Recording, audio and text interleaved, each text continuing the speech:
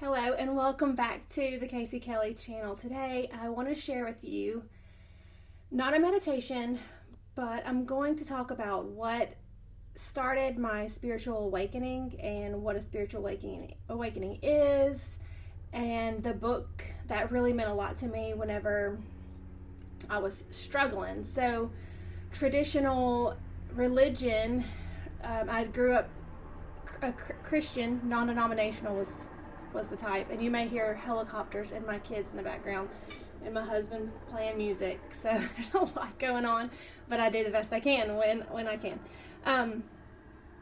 I grew up traditional Christian, and I loved at church the music, singing, when I would have like a visceral connection, embodied connection with what I felt was a divine presence, and that seemed to happen most during praise and worship, when people were just fully open and people would cry and just sing.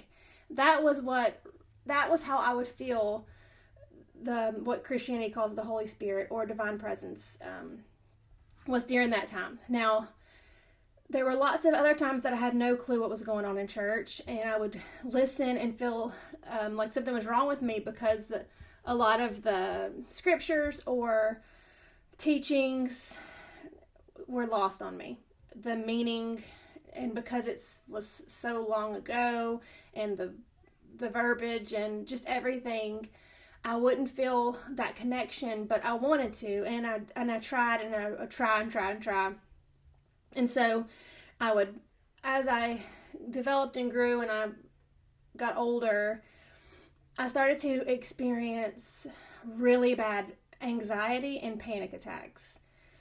Whenever I had panic attacks and anxiety, I would pray, and people would pray for me and say I needed God, and I was searching like for the answers anywhere I could find, going to church, looking in the Bible, and nothing would ever give me peace, because people say ask Jesus into your heart or to know God and all these things, but I'm so logical. Maybe it's part of my ADHD as well. I was like, how? I need to know the how. How? Okay, I hear you say that, but how does it get in there? And just very literal. I didn't understand what any of it meant, or how to put what I had learned logically through my mind into practice. I could not actually live it because I was very lost. Although I had knowledge in my brain, because you can read and learn and memorize anything, but if you haven't experienced it on your own, like, experiential level, you can't know. It's just like you can memorize Eckhart Tolle, this book I'm going to share about. He talks about how you can learn every single thing about honey. You can memorize about honey, and you can hear other people's stories about what honey tastes like, and you can look at it, and you can read its chemical makeup. You can learn about bees, and you can just learn about it, but you've never actually tasted honey. You can even write a book about honey without ever tasting it, because it'll be knowledge that just goes into your brain and stored in there in a little program. But it's not the same as actually the experience of tasting honey, because then you just know. You don't have to study about it anymore. It's like, oh, okay, that's what it is. And that's a metaphor for what spirituality did for me. The book that what I read, I'll lead up to that, actually, why I found the book in the first place.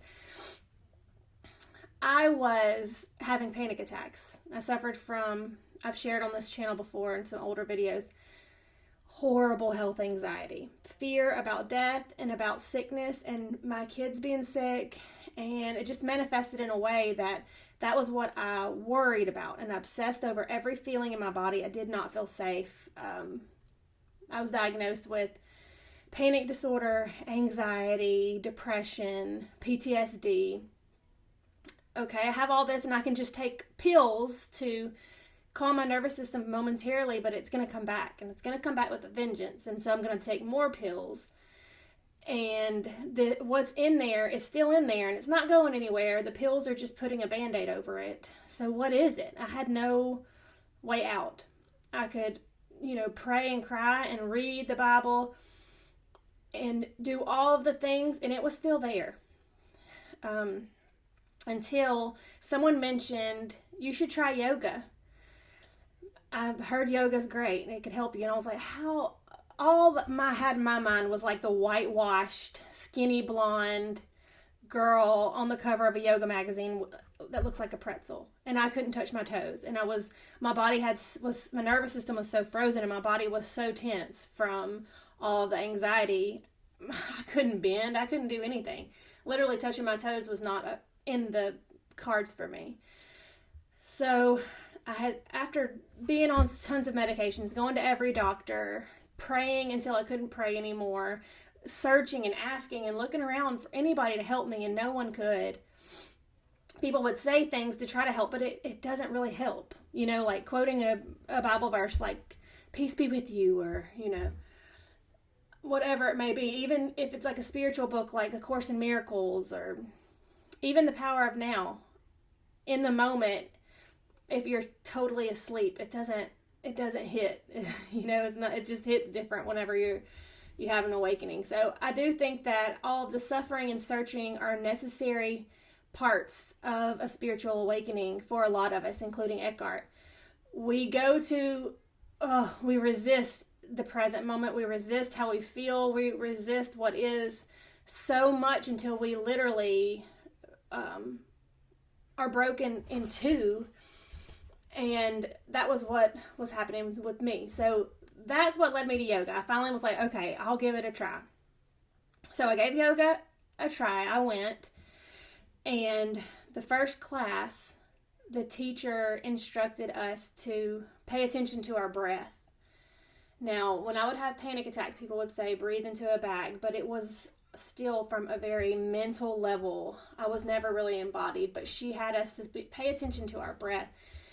Pay attention to our body and the way it feels, and touching our skin, touching the floor, and just little things, mindfulness techniques to bring you into the present moment. And I had been so lost in a mental, emotional ping pong match that I had never been by myself and just breathed and felt what it felt like to take a deep breath and be right there in my body. So I basically hardly left child's pose that entire class. Thankfully, it was an evening class and it was really dark in the room. And so I just cried on my mat. I cried because I had not noticed myself. I was tormented by my mind. And so when people offer me anything that's on a belief level, it doesn't do anything for me unless it happens in me, deep within me, not just memorizing something. So when I had that experience, they had these books. This is actually an original book that I got from the yoga studio. They had these for sale there. The Power of Now by Eckhart Tolle is how I pronounce it. I think some people say Eckhart Tolle, but so I got this book, and I'll tell you a little thing. I had actually gotten his other book, A New Earth, while I was in college because it was really, excuse the helicopter, it was really popular on Oprah's TV show. She had like a whole series on it, and my grandmother loved Oprah. And so I wanted to know what all the fuss was about, and I wanted to be as excited as Oprah was because I loved Oprah, and I was like, this must be good. Like, this must be something awesome. I've got to know about this book and this author. But I read the book. I started to try to read the book, and it was like nonsense. Because it is on a different level of consciousness, it doesn't make any sense if you aren't ripe and ready to evolve to the next stage of evolution. And this book, I even have evolved deeper and deeper and deeper into it, but it's still true. This book is still true. But let me read a little bit about his experience, that happened a long time ago. He was like 29 years old, and now he's an older man. So he says, one night, long after my 29th birthday, I woke up in the early hours with a feeling of absolute dread. And some of y'all, the night times are hard when you suffer from any sort of emotional problems. When it gets quiet and still, that's when everything starts to come up. I had woken up with such a feeling many times before, but this time it was more intense than it had ever been. The silence of the night, the vague outlines of the furniture in the dark room, the distant noise of a passing train. Everything felt so alien, so hostile, and so utterly meaningless that it created in me a deep loathing of the world. The most loathsome thing of all, however, was my own existence. What was the point of continuing to live with this burden of misery? Why carry on with this continuous struggle? I could feel that a deep longing for annihilation, for non-existence, was now becoming much stronger than the instinctive desire to continue to live. I cannot live with myself any longer. This was the thought that kept repeating itself in my mind. Then suddenly I became aware of what a peculiar thought it was. Am I one or two? If I cannot live with myself, there must be two of me. The I and the self that I cannot live with. Maybe, I thought, only one of them is real. I was so stunned by this strange realization that my mind stopped. It gives me chills like reading this because it's so true. I was fully conscious, but there were no more thoughts. Then I felt drawn into what seemed like a vortex of energy. It was a slow movement at first, and then accelerated. I was gripped by an intense fear, and my body started to shake. I heard the words, "Resist nothing," as if spoken inside my chest. I could feel myself being sucked into a void. It felt as if the void was inside myself rather than outside. Suddenly there was no more fear, and I let myself fall into the void. I have no recollection of what happened after that. I was awakened by chirping of a bird outside my window. I had never heard such a sound before. My eyes were still closed, and I saw the image of a precious diamond. Yes, if a diamond could make a sound, this is what it would be like. I opened my eyes. The first light of dawn was filtering through the curtains. Without any thought, I knew that there is infinitely more to light than we realize. That soft luminosity filtering through the curtains was love itself. Tears came into my eyes. I got up and I walked around the room. I recognized the room, and yet I knew that I had never truly seen it before. Everything was fresh and pristine, as if it had just come into existence. I picked up things, a pencil, an empty bottle, marveling at the beauty and aliveness of it all. That day I walked around the city in utter amazement at the miracle of life on earth, as if I had just been born into this world again. And so this is what I feel like from the Bible, which I feel like misses so much of the truth of what Jesus taught. This is what Jesus meant by being born again. It's seeing with new eyes. And there are scriptures that support that, saying, be transformed by the renewing of your mind. And this is what happened to Eckhart. So for the next 5 months, which most of us don't experience awakening like this. I don't know a lot of people that do, and that's okay. All of our journeys are our own, but it's about becoming present to our own presence, to become aware of the presence that's within us. It's about becoming really alive to who you are, and to life, and to the miracle that is here. So he goes on to talk about everything, but I want to he explains step-by-step questions that he had as a spiritual teacher. So he just became a spiritual teacher after this, because he was a living embodiment of the truth, and he lives in this state of consciousness that he can answer questions. And I'll read this and then I'll move on. When you say being, are you talking about God? If you are, Then why don't you say it? The word God has become empty of meaning through thousands of years of misuse. I use it sometimes, but I do so sparingly. By misuse, I mean that people who have never glimpsed the realm of the sacred, the infinite vastness behind the word, use it with great conviction, as if they knew what they were talking about. Or they argue against it, as if they knew what it is that they are denying. This misuse gives rise to absurd beliefs, assertions, and egoic delusions, such as my or our God is the only true God, and your God is false. Or Nietzsche's famous statement, God is dead. The word God has become a closed concept. The moment the word is uttered, a mental image is created, no longer perhaps of an old man with a white beard, but still a mental representation of someone or something outside of you. And yes, almost inevitably a male something, someone or something.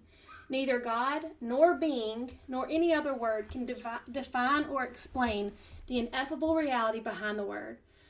So the only important question is whether the word is a help or a hindrance in enabling you to experience that, with a capital T, toward which it points. Does it point beyond itself to the transcendental reality, or does it lend itself too easily to becoming no more than an idea in your head that you believe in, a mental idol? The word being explains nothing, but nor does God. Being, however, has the advantage that it is an open concept. It does not reduce the infinite invisible to a finite entity. It is impossible to form a mental image of it. Nobody can claim exclusive possession of being. It is your very essence, and it is immediately accessible to you as the feeling of your own present. The realization's I am, that is prior to I am this or I am that. So it is only a small step from the word being to the experience of being. So I might continue a series of discussing this book because it's so powerful, and if you feel like you've been lost in the dogma of religion, this book is so enlightening because it does bring you back. It helps you to lose attachment to all of the things that you hold so tightly with our minds, and to come into a deeper, more true reality. And just to end this, I will take us into a meditation to where you can practice the being part, the aspect of us, because we're human beings. It says it right in our name. So right now you can just sit where you are and close your eyes. Take a deep breath in and breathe it out.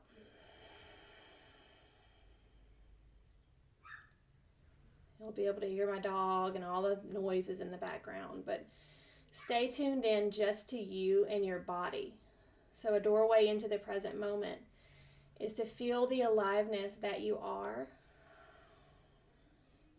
It helps me to notice my feet or my hands. So without opening your eyes, sense that part of your body on a feeling level. It's almost like you're trying to feel your hands from the inside, the tingling.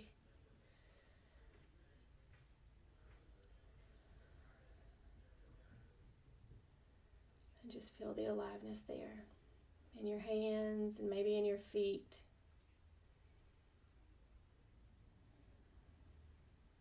Hold your attention right on that.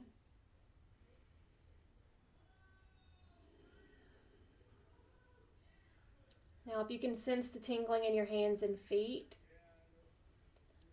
see if you can start to move to other places of your body. So if you feel the tingling in your hands, see if you can go and feel your whole arm or your whole calf or leg.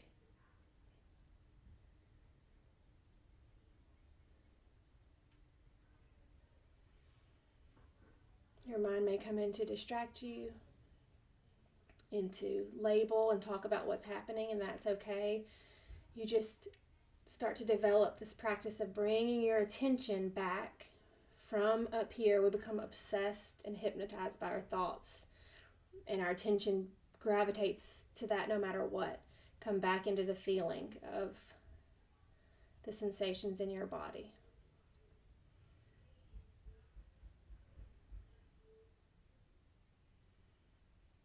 And just see how much you can grow that feeling, the tingles, the aliveness. It doesn't need to have a name or anything. It's just an experience that you can experience on your own within yourself.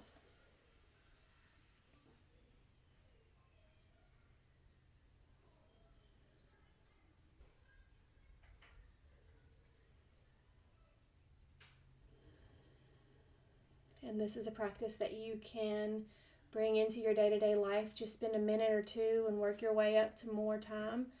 Just sensing your body, the aliveness of it that is beyond conceptual thought. It's actually experiential. I will probably delve into this more, but I wanted to share that for anyone who is unaware, who's never read this book, and maybe if you heard this today and you felt inspired by it, you want to order it and read it along with me, or if this is a completely new concept to you, just be gentle with yourself. There's nothing you have to force. I remember when I first woke up, I was like feeling amazing for like 3 days, and then I felt like I lost it. But I did, of course you can't lose it. You can't lose it. But that's what my mind, your ego will come in through the back door and hijack it. And that's okay. That's a part of the journey and the learning process of it. But I wanted to just share this with you guys today, and I hope that you have a beautiful day. I'll be back again for another video soon. Bye.